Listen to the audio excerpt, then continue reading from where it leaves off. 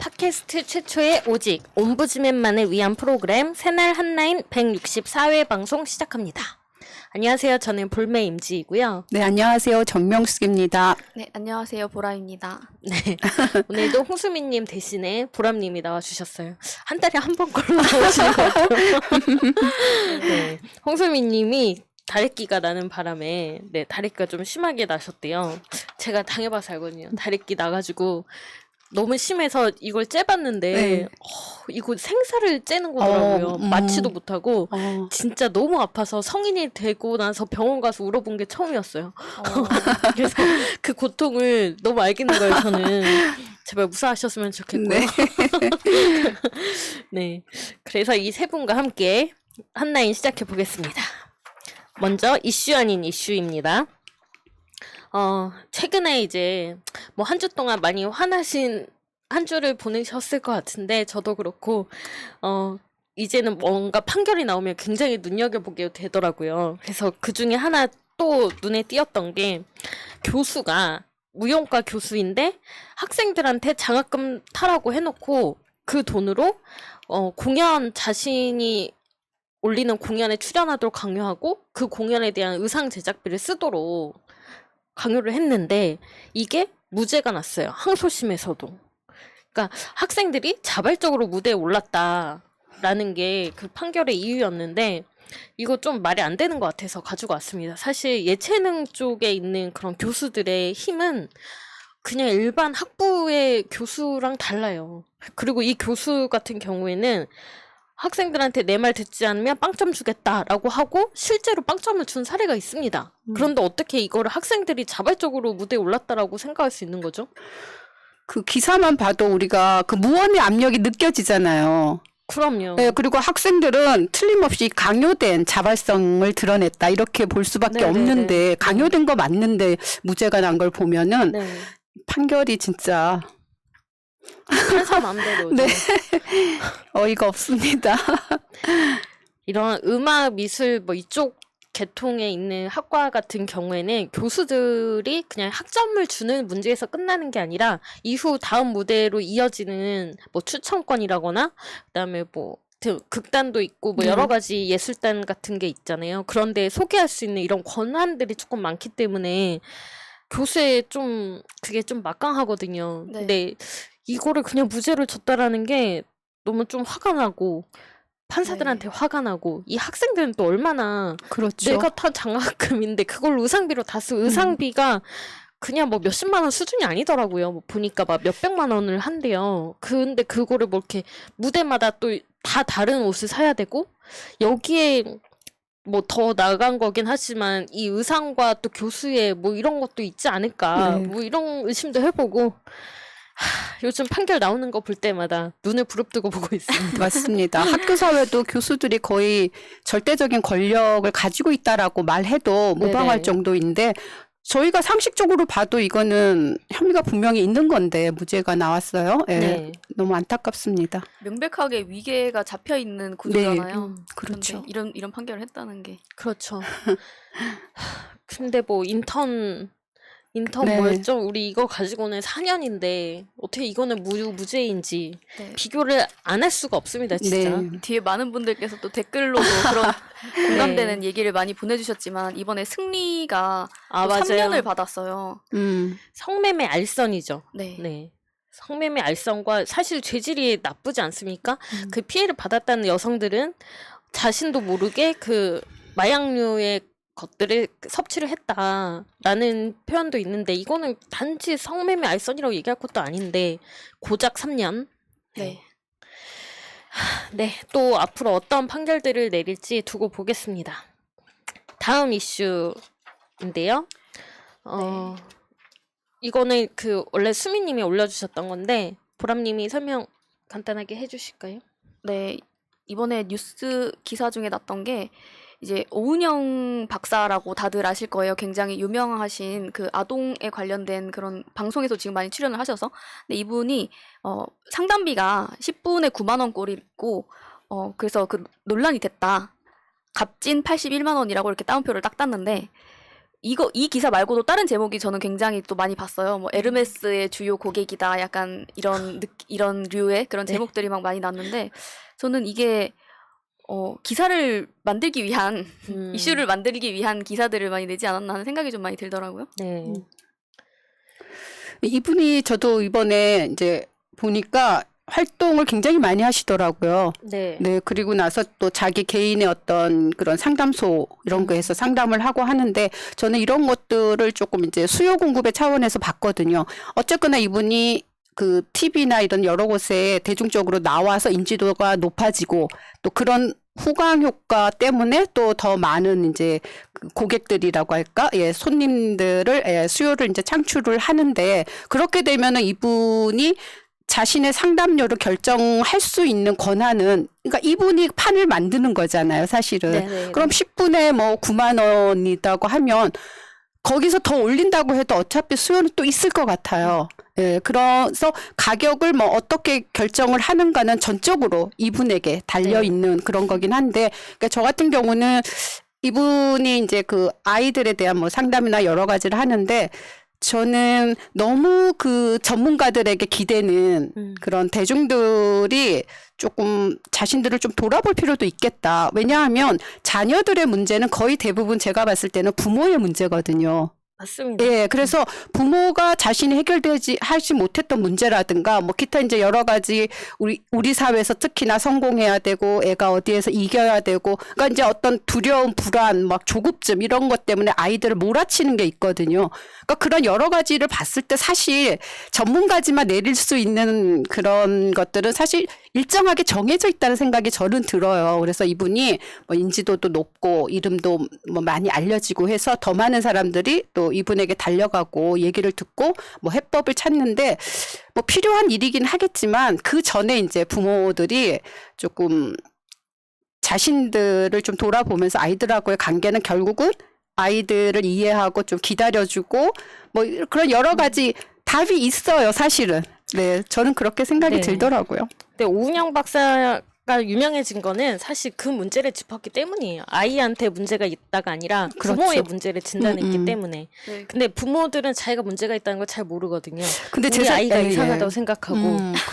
아니면 부모들이 알지만 자신이 직면하기는 좀 두려웠고 그래서 전문가의 얘기를 듣고 이제 그걸 기회로 자신을 조금 돌아보고 변화시키려는 어떤 계기를 마련하려고 하는 것 같아요. 그래서 네.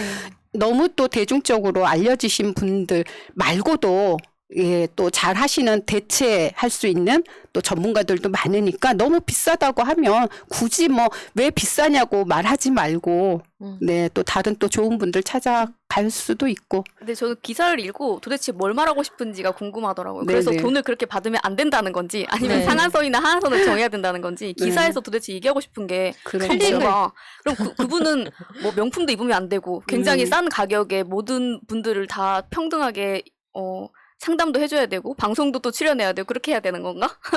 이제 그렇죠. 그냥 네. 클릭을 부르기 위한 기사였다고 맞아요. 생각이 듭니다. 뭐 비용이 문제가 아니라 사실 상담받는 사람이 상담은 뭐 내가 적은 비용을 들어서 오랜 시간이 걸려서 해결이 될 수도 있는 거지만 진짜 단 10분 만에도 해결될 수 있는 거거든요. 서로 괜찮은 사람을 만난다면. 그러니까 이건 비용적인 문제는 아니라고 생각이 들고요. 네.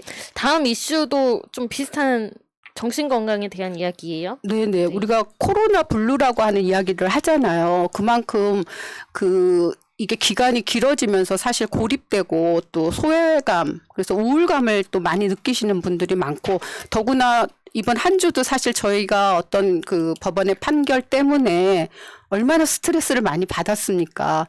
이게 국민들의 이 정서가 정말 축축 처지고 네. 예, 굉장히 힘든 상황을 지나고 있는데요. 그래서 이제 국가에서 나섰어요. 그래서 뭐 어떤 국민들의 그 정신 건강을 위해서 위원회 같은 거 결성해가지고 조금 그 회복할 수도 있고 미리 예방할 수도 있는 그런 조치를 취하겠다 이제 이렇게 했는데요. 사실 놀란 게 보건의료 쪽에서 이게 국민들의 그 정신건강에 관련된 예산은 1%도 안 되더라고요. 선진국 같은 곳은 보니까 네네. 6% 뭐 10% 된다고 하더라고요. 우리나라 또 자살률도 많이 높다고 하고.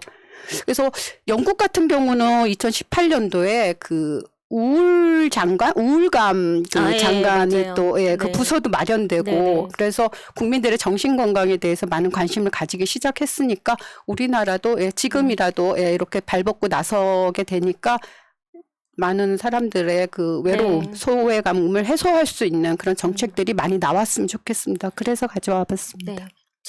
우리나라가 항상 그 불명예를 낳는 게 OECD 국가 중에 자살률 1위, 네. 그다음에 뭐 10대들의 자살률도 높고 이런 수준이잖아요. 그래서 사실 정신건강 문제가 굉장히 중요한데 여기에 대해서 그동안 많이 등한시했던 게 맞는 것 같고, 그리고 뭐 무료 상담센터나 이런 것들이 사실 기관에서 운영하는 것들이 있긴 있어요. 근데 사실 시설이 열악하고 그다음에 그분들 상담하시는 분들에 대한 처우도 되게 열악하기 때문에 뭐 아까 오은영 박사 얘기 나왔지만 이분들은 거의 1시간에 5만 원도 안 되는, 1시간에 한 2만 원꼴 정도의 상담비 정도의 인건비밖에 못 받는 그런 상황이거든요. 그래서 좀 현실화할 필요가 있고 네, 좀 많은 국민들이 손쉽게 다가갈 수 있는 그런 방안을 제시할 필요가 있는 것 같습니다. 네. 네. 예전에 제가 제 주변에 있던 어떤 분도 이제 정신과 뭐 우울감이나 이런 게 느껴져서 이제 상담을 받으려고 하면 상담료는 너무 비쌌던 거예요. 그래서 이제 약으로밖에는 치료할 수 없었던 그런 부분이 있었거든요. 그래서 근데 그런 거를 들으면 너무 마음이 아프잖아요. 네. 좀 많은 분들께서 그런 거에 좀 손쉽게 다가갈 수 있었으면 좋겠다는 음. 말씀이 그래서 너무 와닿는 것 같아요.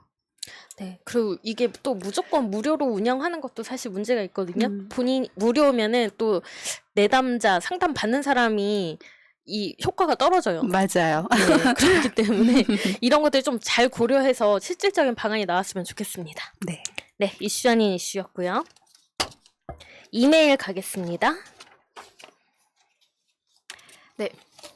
문성규 님이 보내주신 이메일입니다. 저는 홍삼 장수입니다. 하지만 6년 전부터 홍삼을 팔지 않고 있습니다. 대신 홍삼 독립운동을 하고 있습니다. 대한민국 홍삼의 대표로 알고 있는 정관장이란 이름은 1940년 조선 총독부가 첫 번째로 한인들이 홍삼을 제조 판매하는 행위를 막고 홍삼에서 세금을 수탈하기 위해, 그리고 두 번째로 홍삼 팔아 독립자금 마련하는 행위를 막기 위해 만든 홍삼에 붙인 감시 딱지, 이른바 빙표 이름입니다. 친일부역 신민잔재입니다. 2015년 홍삼 장수는 이 같은 치욕스런 역사적 사실을 시민들에게 널리 알리던 중 정관장의 한국인삼공사로부터 고소를 당했습니다. 2년여의 법정 투쟁 끝에 2017년 1, 2심은 물론 대법원까지 승소했습니다. 저는 차제에 홍삼에서 친일부역 식민잔재 이름인 정관장을 지워서 홍삼을 일제 식민시대 상황으로부터 해방시키고 홍삼에 있어서 친일청산을 하는, 즉 홍삼 독립운동을 하기로 마음을 먹었습니다. 금년 3월 1일에는 홍삼 독립선언서를 작성 유포하는 것을 시작으로 한국인삼공사에 일제부역 이름 정관장을 사용하지 말 것을 공식적으로 촉구하고, 이어서 한국인삼공사 본사 앞에서 1인 시위 겸 기자회견을 했습니다. 8월에는 청소년들에게 홍삼 독립의 필요성을 알리기 위해 여는 제1회 전국 청소년 독립운동 콘텐츠 경영대회를 진행하고 있습니다. 지난 6여년 동안의 홍삼 독립운동을 마무리하는 의미에서 76주년 광복절인 8월에 전국 각지에 달려있는 식민잔재 친일부역 이름 정관장이 이 땅에서 지워질 수 있도록 법원에 일제 식민잔재 부역 이름 정관장 상표 금지 가처분 신청을 내려고 합니다. 모든 국민들의 관심을 받아야 성공할 수 있는 홍삼 장수의 꿈인 홍삼 독립운동이 이루어질 수 있도록 귀사의 도움을 청합니다. 2011년 8월 7일 대한민국 홍삼 장수 문성규. 네, 그 정관장이라는 게 조선 총독부 관할 공장에서 만든 진짜 관제품이라는 뜻이라고 합니다. 그래서 굉장히 의미 있는 그 행동이신 것 같고요. 많은 사람들한테 알려주기 위해서 청와대 청원이나 이런 것들 한번 올리셔서 다시 한번 공유해 주시면 저희가 그런 걸 공유하는 게 더 좋지 않을까 싶고, 여기저기에서 좀 보도가 있기는 있었더라고요. 근데 좀 관심을 많이 못 받았던 것 같아요. 근데 네. 이렇게 목소리 내주신 분이 안 계셨다면은 정관장이라는 뜻의 의미를 그렇죠. 저희는 아무도 네. 모르고 네, 지나갔을 네. 텐데 정말 대단하신 것 같아요. 저도 이번에 알았네요. 네. 근데 솔직히 지금 홍삼 제품에 대해 대표하고 있고 네, 그렇죠. 이게 뭐 해외 수출까지 되는 상황인데 이름을 바꾸는 게 맞는 것 같습니다. 네, 그다음 이메일이요.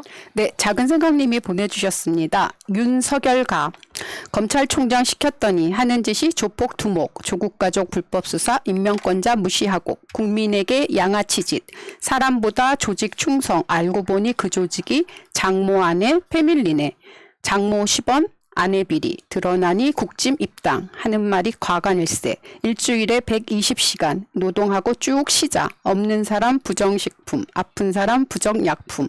후쿠시마 방사능도 윤도리는 문제없어. 똘마니들 이끌고서 국회해간 악수술래. 대통령이 되겠다며 앞장서서 방역 위반.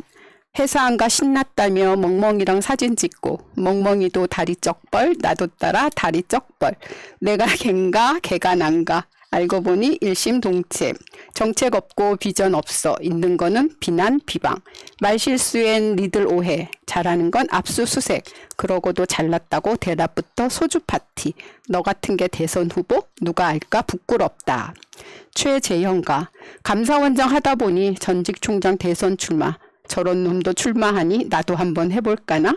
하나님의 말씀 따라 용기 있게 나왔는데 임금 인상 범죄 행위, 가족 모임 국민 의례, 초장부터 헛발질에 궁극주의 부활일세.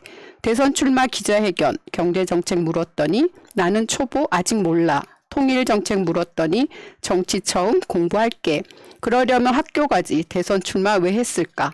평생토록 책상 물림, 이승만이 최고라네. 4452 419로 쫓겨나간 이승만을 존경하는 사람이면 두말 말고 퇴출 1호. 판사 출신 감사원장, 책 속에만 진리 있나? 현실 정치 전혀 몰라. 감사원장 하면서도 하는 짓이 이랬던가? 너나 걔나 어디 가서 대선 출마했었다고 입도 뻥끗 하지 마라. 누가 알까? 쪽팔린다. 굉장히 멋진 시를 네네. 지어서 보내주셨어요. 내가 걘가 걔가 난가. 명문입니다. 네. 그리고 유명한 그 닥터후라는 드라마에 보면 네. 자네가 신에게 말을 걸면 종교에 심취한 거지만 신이 말을 걸어온다면 자네 정신병자야 라는 말이 있어요. 네. 갑자기 이 말이 떠오르네요. 네. 네, 작은 생각님이 또 이메일 하나 보내주셨는데요. 이번 대선 예비 경선은 민주당이나 국진당이나 서로 헛발질에 똥볼을 번갈아 차대고 있습니다. 먼저 국진당의 윤석열이 503을 불구속하려고 했다고 말했답니다. 윤모 씨 지지율이 오른 결정적 이유가 살아있는 권력에 대한 수사라고 사람들이 생각하고 있고 그 출발점은 503에 대한 수사였습니다. 그런데 이제 와서 자신을 부정하다니요. 아니 자신을 부정하는 것뿐만 아니라 당시 503의 탄핵을 위해 촛불을 들었던 국민 모두를 부정하는 겁니다. 참나 똥볼도 아주 거창하게 차버렸군요. 다음은 역시 국진당의 최재형. 어디에서 돌아다니다가 마이크 들고 지지 호소했다죠? 예비 경선 기간 중에는 마이크 들면 안 된다는 거 모르시나요? 저도 아는데 판사 출신 맞으세요? 이거 선거법 위반이라는 사실은 아시나요? 충남인가 어딘가 선관위원장도 하셨다면서요. 또 우리나라 역대 대통령 중에서 이승만이 헌법을 제일 잘 지킨 대통령이라고요? 혹시 4.19 아세요? 그땐 너무 어려서 잘 모르신다고요? 헌법 전문에 4.19 나오는데 그래도 모르세요? 판사 출신이라면서요. 뭐 더 이상 할 말이 없네요. 멀리 못 나갑니다. 안녕히 가세요. 세 번째, 송영길 민주당 당대표. 지지자들의 문자가 배설물이라고요? 뭐 문자로 욕설 보내면 보는 사람 기분 나쁜 건 당연합니다. 그렇다고 배설물? 보통 배설물이라면 뭔가 좀 더럽고 악취나고 그런 걸 연상하게 되는데 결국 송 대표님께서는 지지자들의 문자가 그렇게 느껴진다는 말씀이신가요? 저 같은 경우는 새날에 메일 보내는 게 제가 할 수 있는 최대한의 행동이라 메일을 보냅니다. 메일에는 민주당 욕하는 내용도 있고 나름 아끼는 마음에 충고하는 것도 있었습니다. 이런 메일들로 과분하게 랜선 패널이라는 말도 듣고 썸네일에 제 메일 내용이 올라가는 영광도 누렸습니다. 그런데 배설물이요? 진짜 뭐라 할 말이 없군요. 민주당이 걱정돼서 꼭 대선에 이겼으면 하고 바라서 하는 말들을 배설물 취급하는 당대표. 한숨만 나옵니다. 네 번째, 이상민 민주당 선관위원장. 엊그젠가는 이재명 지사한테 지사직을 내려놓으라고 하더니 오늘은 추미애 예비후보가 열린민주당과의 합당을 말한 걸 두고 지금은 합당을 말하기에 적당한 시기가 아니라며 자신이 추미애 후보가 한 말에 반대하면 문자 폭탄을 받으니 조심해야 한다고 하셨다죠? 이상민 선관위원장님, 지금 당신 위치가 어디인지 잘 모르시는 것 같은데 당신이 선관위원장입니다. 선관위원장은 선거를 주관하는 자리이지 누구 한 사람의 편을 들거나 반대로 누구 한 사람을 탓하는 자리가 아닙니다. 모르세요? 모르면 물어보던가. 그것도 안 되면 하지를 말아야지. 그 자리에 앉아서 누굴 편들려고 하는 건지 이해가 안 가는군요. 송영길 대표님, 이렇게 말하는 것도 배설물입니까? 마지막 5번째, 배재정, 이낙연 후보 캠프 대변인과 이낙연 캠프. 이재명 지사가 네거티브 안 하겠다 선언했더니 늦었지만 좋은 생각이라며 사과를 요구했더군요. 이건 뭐 묻은 개가 겨 묻은 개한테 뭐라고 하는 것도 아니고 적반하장도 유분수지 정말 어이가 없습니다. 뭘 사과하란 얘기입니까? 그리고 이재명 지사의 네거티브 안 하겠다는 선언이 늦은 거면 이낙연 후보는 결석한 겁니까? 정신 좀 차리세요. 또 이 지사와 대선 후보와 경기도 지사직 중 어느 것을 선택하겠냐는 물음에 지사직을 선택하겠다고 대답했더니 배재정 대변인님은 그럼 후보 사퇴하라고 하셨더군요. 초등학생도 그렇게는 안 합니다. 대변인식이나 되어서 배설이나 하고 계시는군요. 아, 대변인이라서? 제가 알던 예전에 배재정은 안 그랬었는데 왜 이렇게 변하셨는지 안타깝기도 하고 까마귀 노는 곳에 백로야 가지 마라 라는 말도 생각나고 원래 까마귀였는데 제가 못 알아본 건가 싶기도 하고 그렇습니다. 제 추측으로는 이낙연 후보 캠프 근처에서 돌아다니는 똥파리 무리들하고 어울려서 이렇게 됐다는 게 제일 큰 이유가 아닌가 싶습니다. 마지막으로 송영길 대표님, 이제 배설 안 할 테니까 혼자 잘 해보시죠. 그렇다고 국진당을 지지하진 않겠습니다. 다만 오로지 민주당이었던 마음에 조금씩 금이 가고 있다는 것만 알아두시길. 네, 이번 작은 생각님 이메일도 많은 분들이 공감해 주실 거라고 생각이 듭니다. 정말 국힘당 쪽도 아니고 민주당 쪽 사람들 때문에 스트레스를 이렇게 받아야 되나 싶은 나날들이 이어지고 있어요. 말씀해 주셨던 것처럼 네, 이낙연 캠프에서 늦었지만 뭐 이제라도 환영한다라거나 뭐 이런 식의 말들 너무 진짜 어이가 없었는데 네, 그러면 결석한 거냐 이낙연은 결석한 거냐라는 말씀도 되게 와닿았고 네, 좀 이렇게 지지자들의 목소리를 잘 들을 수 있는 그런 지도부였으면 좋겠습니다. 다음 이메일 갈게요. 네, 남궁록 님이 보내주신 이메일입니다. 푸른나무님, 무더위에 고생이 많으십니다. 오늘 정경심 교수님 판결에 대한 기사를 보고 서울고등법원에 묻고 싶은 게 있어서 갔습니다. 소통 게시판이 있어서 거기에 글을 올리려고 했는데 아래와 같은 사항의 안내가 있더군요. 명색이 소통인데 게시된 글이 하나도 없는 이유를 알 것 같아 퍼왔습니다. 다음부터는 그 내용입니다. 다음에 해당하는 글은 홈페이지 운영 목적에 부합하지 아니하여 답변 없이 삭제될 수 있습니다. 첫 번째, 반사회적 내용. 두 번째, 정치적 목적이나 성향이 있는 경우. 세 번째, 특정 기관 단체 부서를 근거 없이 비난 또는 선전하는 경우. 네 번째, 특정인을 비방하거나 명예훼손의 우려가 있는 경우. 다섯 번째, 영리 목적의 상업 광고, 저작권을 침해할 수 있는 내용. 여섯 번째, 욕설, 음란물 등 저속한 표현. 일곱 번째, 실명을 원칙으로 하는 경우에 실명을 사용하지 않은 경우. 여덟 번째, 동일 또는 유사한 내용을 반복하여 게시하는 글 또는 도배성 글. 아홉 번째, 민원인 자신이 등록한 자료의 삭제를 요구하는 경우. 열 번째, 재판에 대한 부적절한 의사 표시나 법률 상담, 기타 운영 목적에 부합하지 않는 경우 등 법원은 업무 특성상 법률 상담에 관한 질문에는 답변할 수 없으니 진행 중인 재판에 관한 질문, 기타 재판장에 보내는 탄원 등은 해당 법원 각 재판부로 직접 문의 또는 제출하여 주시기 바랍니다. 작성하신 글은 작성자 보호 및 일반인 열람의 편의를 위하여 일부 내용을 삭제, 수정하여 게시할 수 있으며 공개에 적합하지 않은 글은 게시하지 않습니다. 작성하신 글의 원문은 나의 글 진행 현황 보기에서 확인하실 수 있습니다. 단 작성일 기준으로 개인정보의 보유 및 이용 기간 3년이 경과한 글은 제외함. 건전한 사이버 문화의 정착을 위하여 표준어를 사용하고 정보통신 예절을 지켜주시기 바랍니다. 위 내용에 대해서 혹시 이미 아는 내용일 수 있겠습니다. 첫 번째로는 반사회적인 내용의 기준이 뭘까요? 두 번째, 대한민국 국민 중에 정치적인 성향이 없는 사람이 몇이나 있을까요? 없는 게 정상인가요? 있는 게 정상인가요? 세 번째, 법원의 판단을 비난하려면 법조항을 찾거나 판결문 전문을 인용해야 할까요?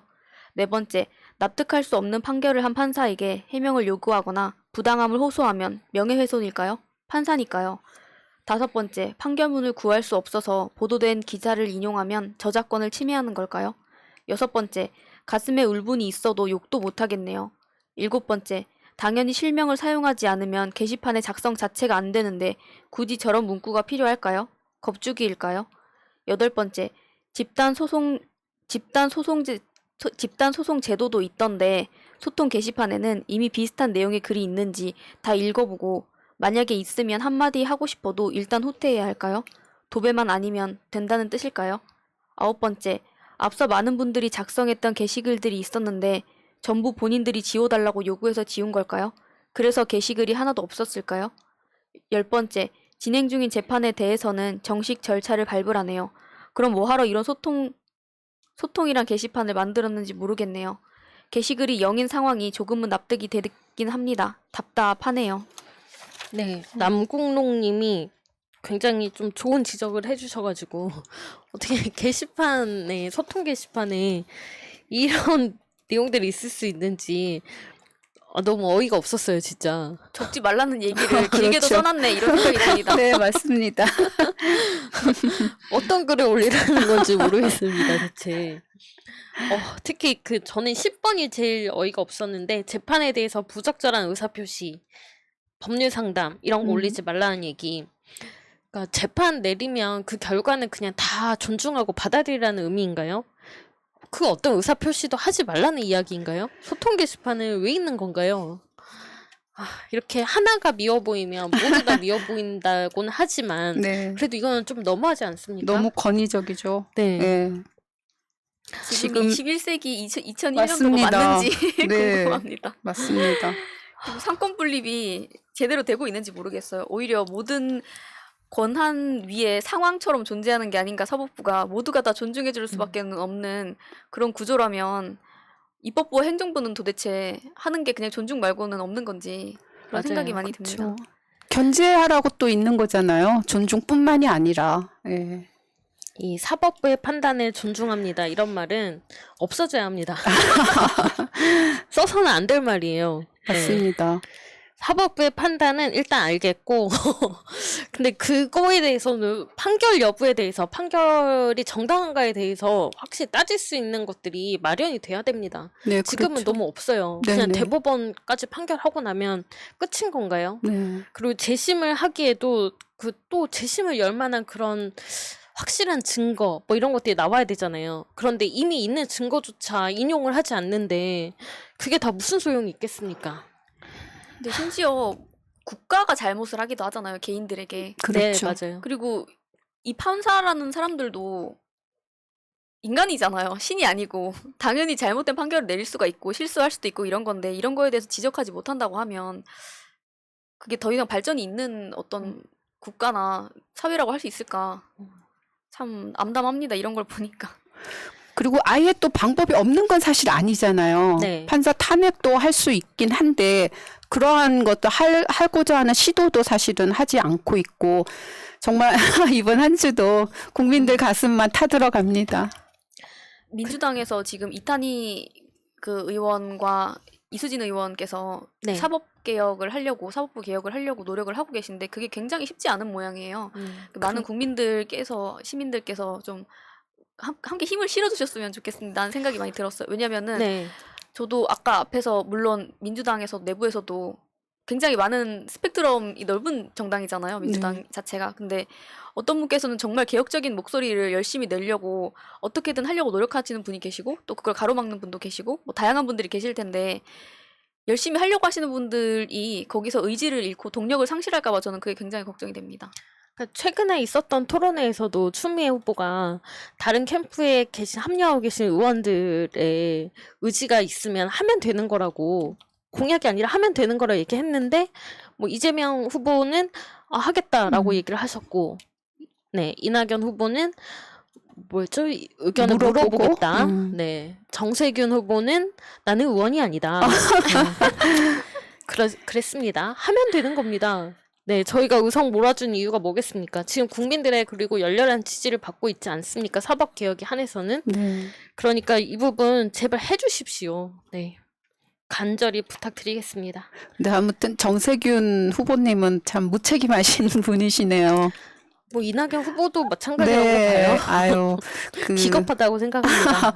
정치 경력이 그렇게 오래 되셨는데 그 정도밖에 안 되신 인물이라는 게 드러나서 좀 안타깝습니다. 네, 여기까지 여러분들 보내주신 이메일이었고요. 굉장히 좋은 내용들이 많아서 네, 앞으로도 이메일 열심히 보내주시기 바랍니다. 댓글 가겠습니다. 네, 무념무상님. 증인 증거가 없으면 4년 판결이 옳았다고 치자. 그런데 증인과 관련해서 검찰의 증거 조작이 드러났다. 그런데도 4년 판결? 판사는 제정신으로 판결을 한 것인지 묻고 싶다. 니들 기득권을 지키기 위한 판결로 밖에는 보이지 않는다. 이미환님, 우리가 조국 부르니까 저 판사 검사들이 겁먹어가지고 조국 장관님의 가족을 잡는 걸까요? 내년이 되면 조국 장관의 가족을 뵐 수 있을런지 피눈물이 납니다.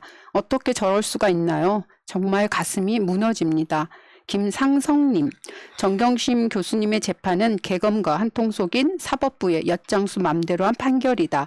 앞으로는 판사들 없애고 재판도 IT, 인공지능, 컴퓨터로 해야 한다. 저런 식의 재판은 민주 국민들을 모욕하고 이 나라의 법과 정의는 땅에 떨어진 판결이다. 모든 재판은 국민 참여 재판을 해야 한다. 그리고 판사들은 엿장수로 부릅시다. 증인 증거가 무슨 필요가 있겠는가. SHC님, 우리 애가 대학생이라 잘 아는데 저거 고딩들 전수조사 해보면 다 4년 가둬야 할 겁니다. 박종님, 일단 기소하면 실제와 달리 유죄가 내려질 확률이 매우 높아요. 그래서 검찰은 기소하는데 심혈을 기울여요. 이재명도 정말 날아갈 뻔했잖아요. 우리나라 사법제도 정말 개혁이 필요합니다. 박찬희님, 판결문 공개를 적극 찬성합니다. 국회 법사위 위원들은 위원장을 누가 하느냐로 쌈질이나 하면서 이런 사안은 모른 척하니 한심합니다. 그들 대부분이 법조계 출신이라서 그런가요? 그 판결에 대하여 판사 탄핵 얘기라도 논의해야 되는 거 아닌가요? 안 되더라도 논의라도. 일타이피님, 마차님 의견에 너무너무 공감해요. 푸나님, 왜 정치인들은 모를까요? 왜 우리 지지자들의 마음을 모를까요? 추미애 후보님처럼 우리가 공감할 수 있는 말을 해주는 사람이 적을까요? 이재명, 추미애 후보, 이 두 분 빼고 나머진 하나도 공감이 안 돼요. 조국 장관과 가족들 꼭 지켜주세요. 너무 가슴 아파요. 이재용 같은 사기꾼도 가석방이 되었는데.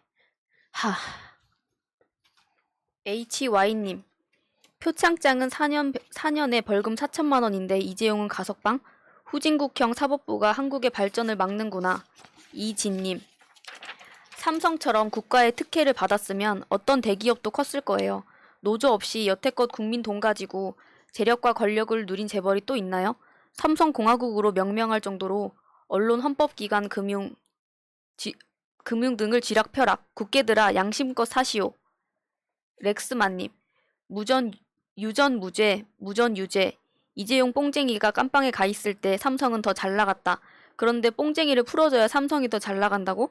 지나가던 소가 웃겠다. 소신자님, 유전무죄, 무전유죄, 유권무죄, 무권유죄를 끝내야 한다. 평등한 사법 시스템을 가동해야 한다.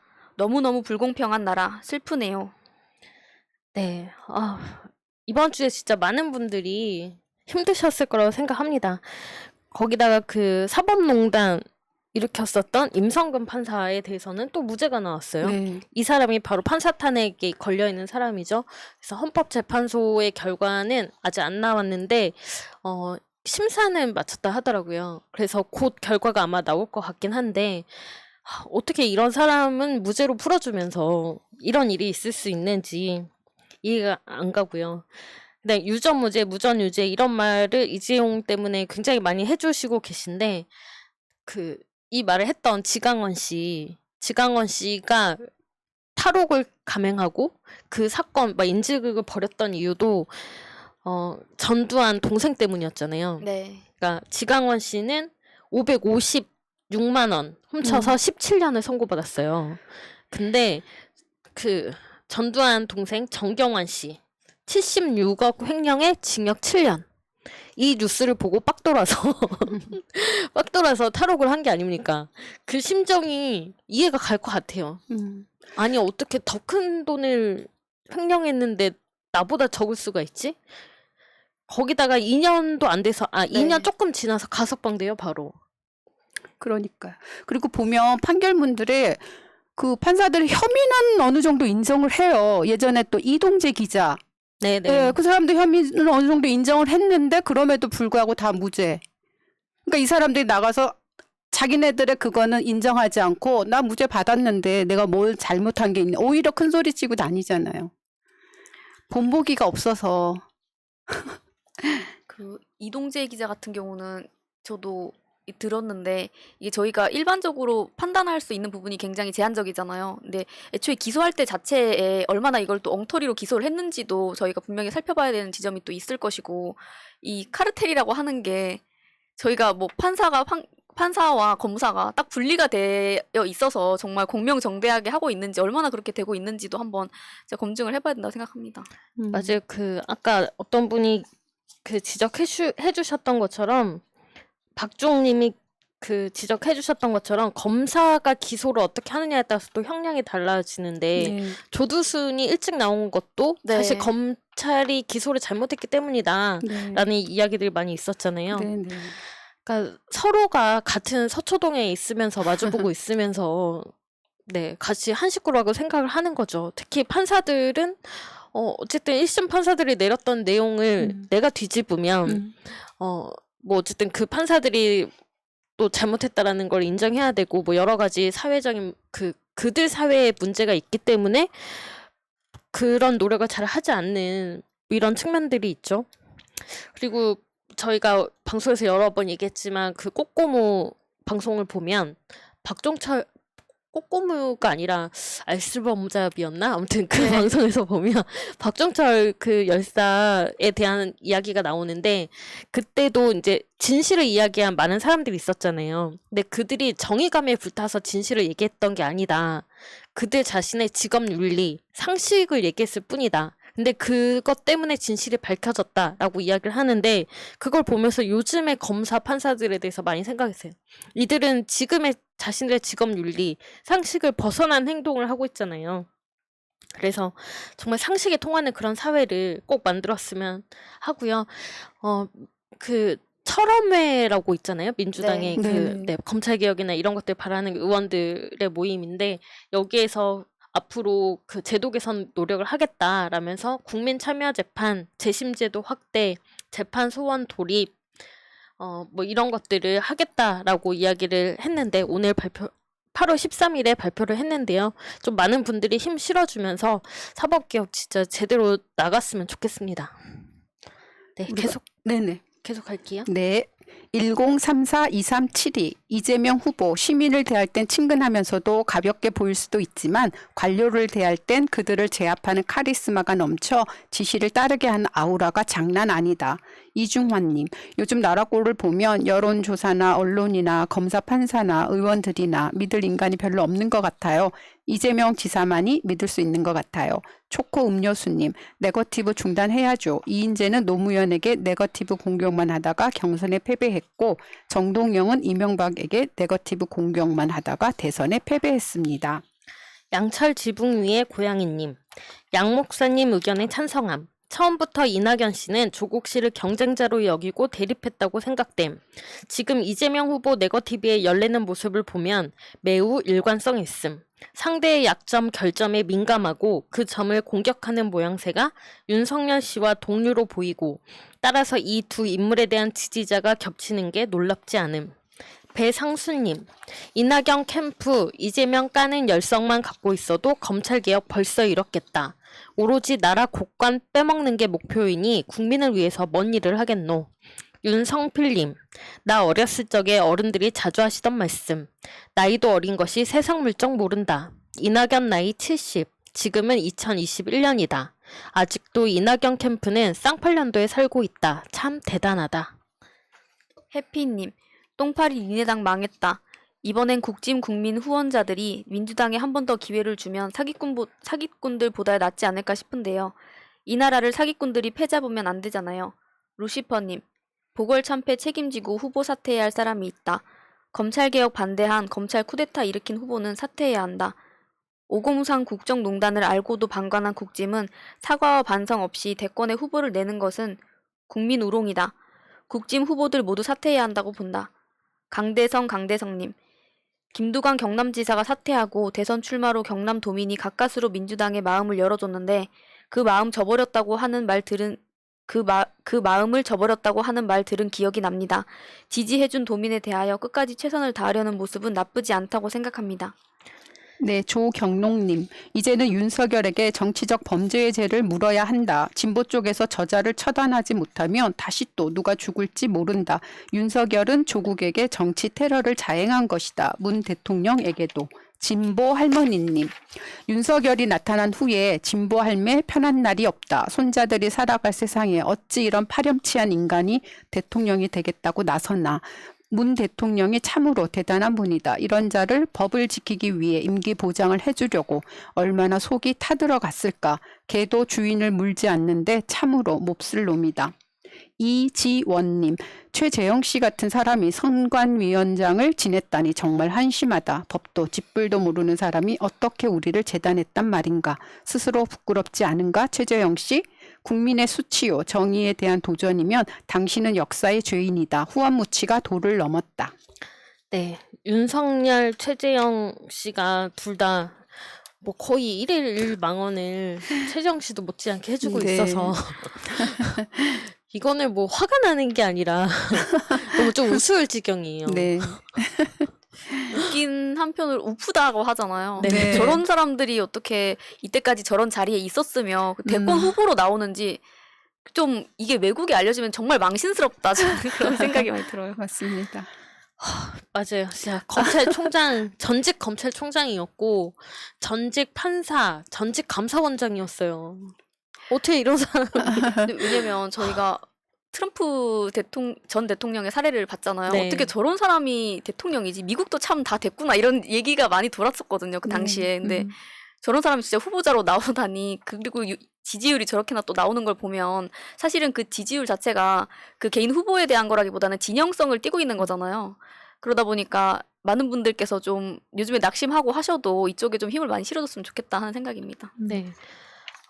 그 정필승 변호사님이 자주 하시는 얘기가 어떤 이제 감사원장이라든지 이런 장의 자리에 판사 경력을 있는 사람을 추천하는 경우가 거의 통상적인데 이런 거 없애야 된다라고 얘기하셨거든요. 근데 그거에 너무 공감합니다. 진짜 판사 출신이라고 해서 세상 물정 아는 것도 아니고 공정하지도 않잖아요.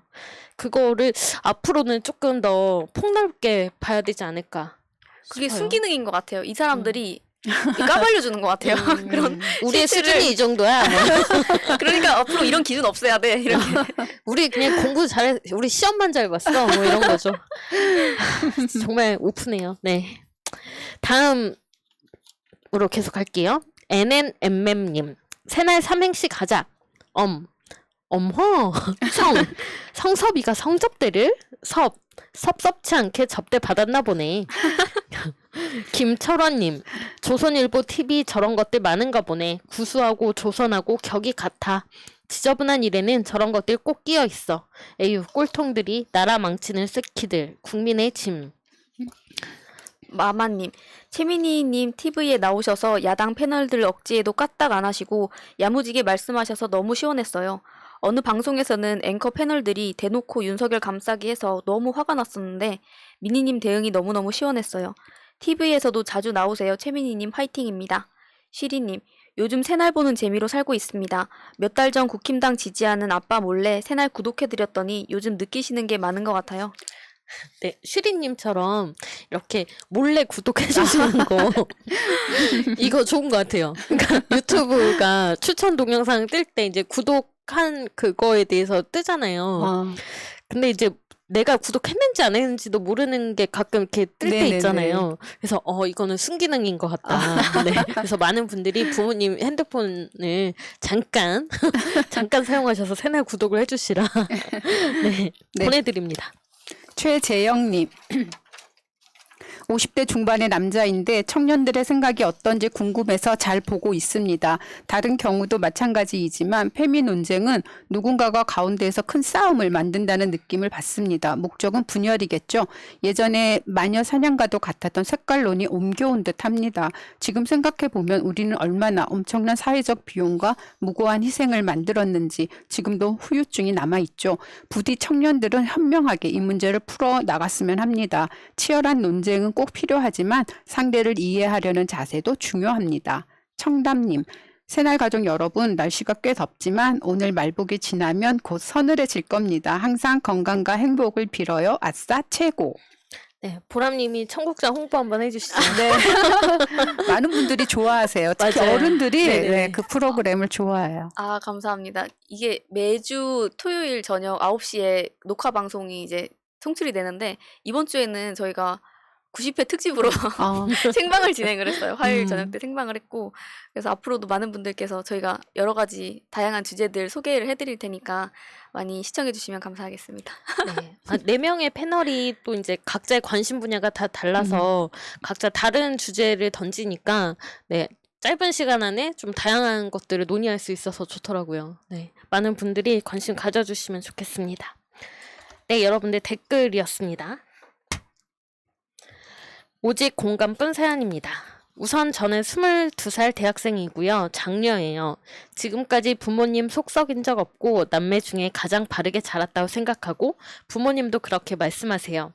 그런데 제가 1년 정도 사귄 남자친구와 1박 2일 여행을 가고 싶은데 저희 부모님이 보수적이라 어떻게 말씀을 드려야 여행을 보내주실지 모르겠어요.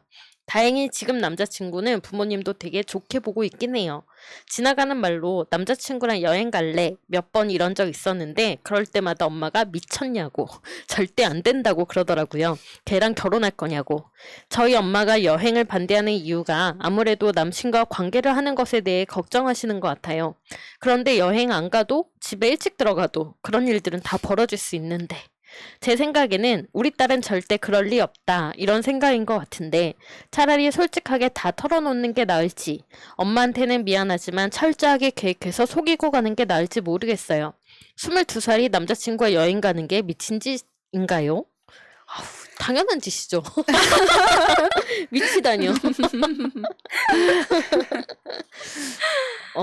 저는 말하지 말아야 된다고 생각합니다. 이게 모녀 관계나 가족 관계가 되게 또 가족마다 다르니까 뭐라고 네. 말씀드리기는 힘들고 근데 어떤 이제 영상들이나 제가 방송들도 많이 보고 여기저기서 모니터링도 하고 저는 그렇게 온라인 세계에서 많이 네네. 이것저것 탐구하고 그렇게 하거든요. 근데 어떤 이제 외국 사례를 봤는데 영국에 계신 어떤 여성분이 한국의 되게 정서가 신기하다라고 얘기를 하는 거예요.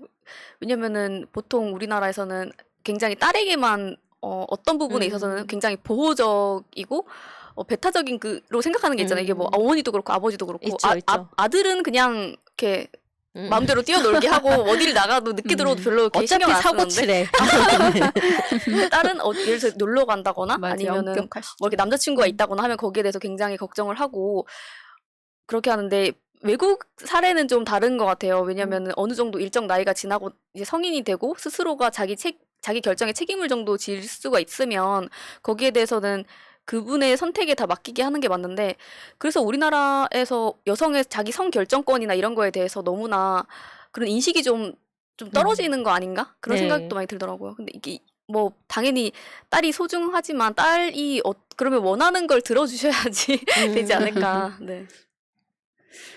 저는 그 확실히 그 나라마다 진짜 그게 정서가 있죠. 달라서 그 외국에서는 오히려 뭐 그런 애인이 없고 또 그런 관계가 없었다는 것이 오히려 더 자신의 어떤 자존감이 떨어지는 네네. 걸로 생각을 하거든요. 근데 이제 또 우리나라의 또 상황에서는 또 반드시 그런 것이 아니고 이제 그런 거에서 저도 조금 이제 정서적으로 유럽 쪽의 상황을 굉장히 이해를 하면서도 또 한국적인 상황을 또 괜히 또 고려하게 되고 이제 저는 조금 그런 면에서는 보수적이긴 하거든요.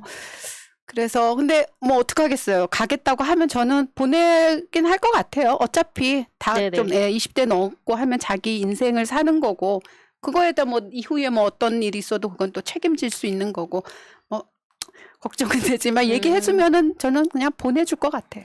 이 부모님은 안 보내주실 분이거든요. 맞아요. 그러니까 거짓말을 해야 되고.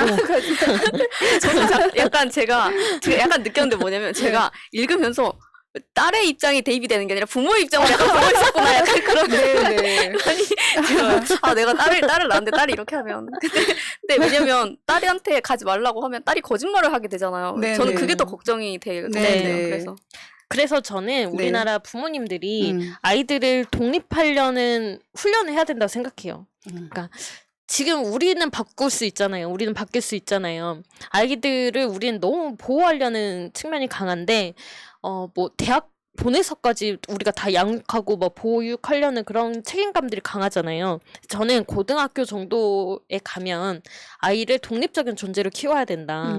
그래서 조금 아이가 스스로 뭔가 할 수 있게 그렇게 키워야 한다라고 생각이 들고 이런 성적인 독립 이런 것도 당연히 이루어져야 된다고 생각합니다. 그거는 아이들이 잘 크는 문제가 아니라 부모가 해야 될 몫이에요. 부모가 아이들에게 독립성, 너의 선택과 너의 선택에 대해서 책임져야 된다라는 걸 알려줘야죠.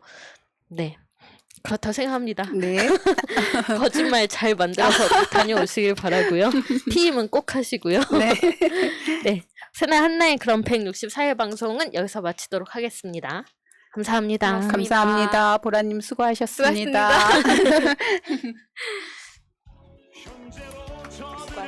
물리치자 바이러스에게는 마스크가 없다. 어서 가자 바이러스보다 먼저. 그러니 내일보다 먼저 가자.